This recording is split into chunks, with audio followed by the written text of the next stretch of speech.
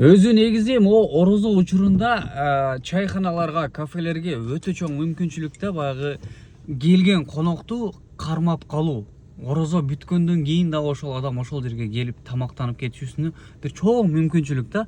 А бирок тилекке каршы биз ушул эле Москва шаарында өзүбүздүн Кыргызстанга, Өзбекстанга да башка улуттарга тиешелүү чайханаларга кирсең орозо учурунда да ооз ачарга керектүү маалда забито болуп калат. Бирок кирсең кээ биркилери баягы катышат да өзүнчө. Места жок, братан. Места жок, байке. Места жок деп мындай орой мамиле кылып жооп берип коюшат да. Анан кетип каласың ал жерден башка жакачы. Башка чайханаларга кээ биркилерине кирсең, кел туган места мындай забитый болуп турса да, кел туган канча адамсың, жалгызсыңбы, 2-3 адамсыңбы, азыр могу жерге эме кылсак болот деп башка бирөө менен дагы болсо да отургузупчу, мисалы байке сиздин жаныңызга адам отурса болобу деп болот деген тартып сүйрөп келип отургузуп, байке мына жерге отуруңуз, эмне тамак бересиз, кандай тамак заказ бересиз деп мындай вилкаларды, приборлорду, чайларды алып келип туруп мындай сразу көрүнүп турат да, ошол чайханага орозо бүткөндөн кийин деле мындай келгиң келет да ошондой мамилегечи.